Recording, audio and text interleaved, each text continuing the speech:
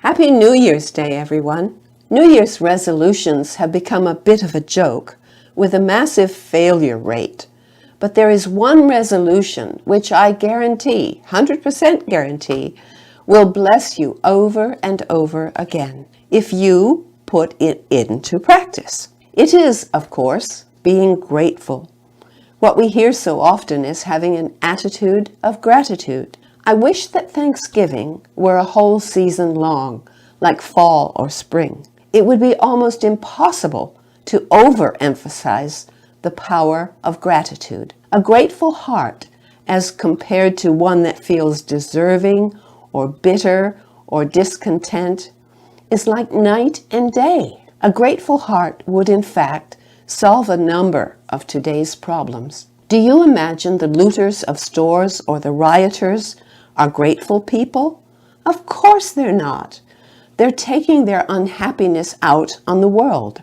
I am thinking that it would be impossible to do what they are doing if they were thankful in any way for what they have. I would urge you to think about this long and hard. Ask yourself this searching question.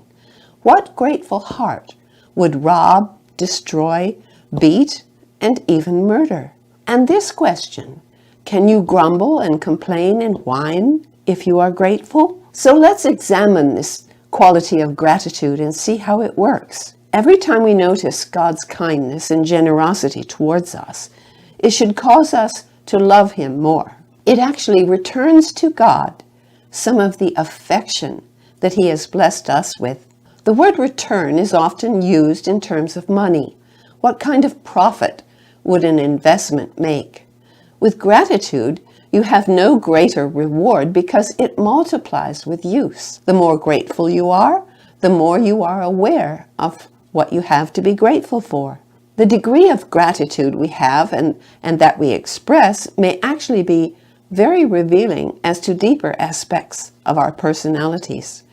If we treat our situations in life as somehow just good luck or even due to our own talents, we're not only kidding ourselves, we're lying to ourselves.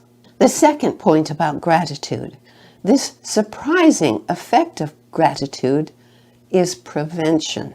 Gratitude can prevent you from doing evil. This quality that God wants us to have is in itself a blessing. There would be no room in such a heart, a grateful heart that is, for the sort of anger and rage which provoke crime, and especially violent crime. Every time we observe some evidence of God's love, and there are hundreds and thousands of examples, we should acknowledge it with thanks, in prayer and also in the way we live, for example, by our kindnesses to others. You will often hear of people saying that the reasons they are doing things to help others is their sense of gratitude. There are so many wonderful things that people have done to show their gratitude. They feel that they want to pay back to individuals or to society a portion of what they've been given.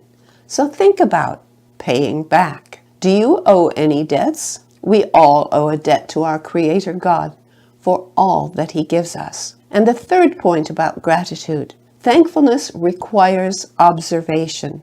And that requires thought and the kind of careful noticing or recognition that will please our Father and His Son. Since God created us and knows us so well, He has created in us the ability to respond to Him. Some people call it a chord in the heart, a kind of heartstring, something that tugs at our heart to make us respond. That is, after all, what God has always wanted, to have a relationship with us. Is God stingy?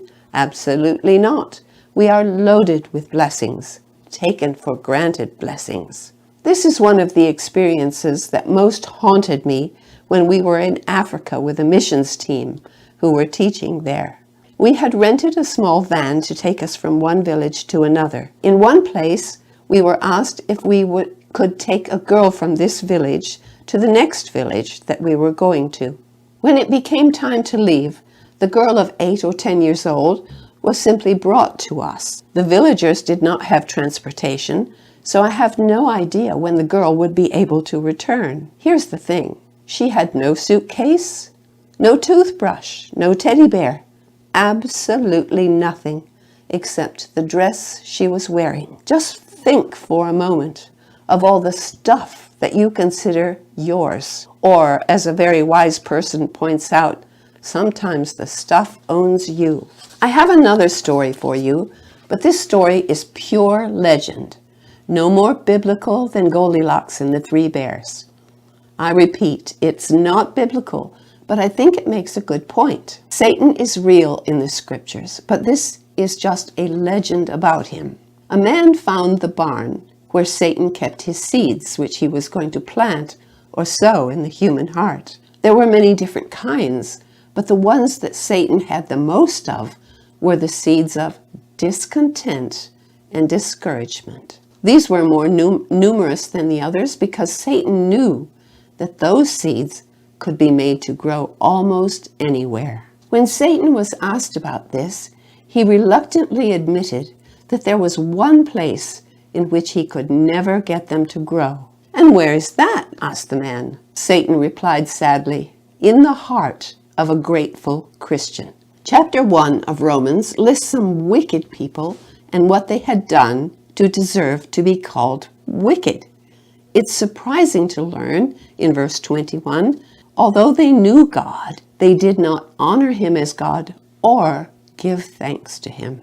More wicked things are spoken of in 2 Timothy 3:2, and again, being ungrateful is listed there. This is serious because it shows us that unthankfulness or ingratitude is a sin, one which we must be careful not to commit. What is it we would most likely share? Wouldn't it be what someone else needs most? For example, if we have hungry or starving neighbors, the most appropriate thing to give is food, or if they need shelter, it would be shelter. Now let's think of a super important thing which we might overlook even in our efforts to be grateful. And that would be the knowledge of truth and the truth about God and his plan.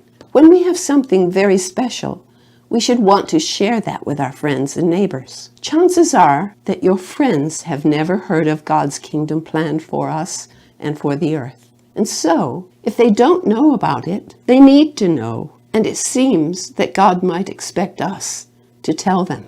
You have only to look at the suicide rate among young people to know that they are lacking something very important, something to live for and hope for and work towards. We can be a real blessing to people by helping them to understand why Jesus is coming back and what it will be like when he sets up his kingdom. This again is super important because it helps to form and shape our character. If, for example, you vaguely believe in a distant God who will take you to heaven, I believe that you will be a different person from the one who understands that Jesus is a real human person and that we could be like him and that he is returning to give us the gift of a lifetime. What if your friends and neighbors never heard it? How tragic is that? I maintain that the truth would help you to live a life of purpose and meaning and value that belief in going off to heaven cannot.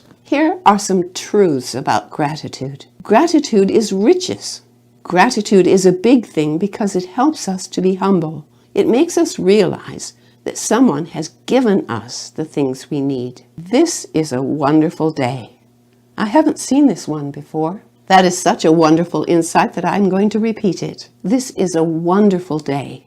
I haven't seen this one before. The heart that gives thanks is a happy one, for we cannot feel thankful and unhappy at the same time. Think about that. It is not joy that makes us grateful. It is gratitude that makes us joyful. The more grateful I am, the more beauty I see. And this is, I think, a prayer that might help us to stay on the right track. Father, you who have given us so much, give us one more thing, a grateful heart.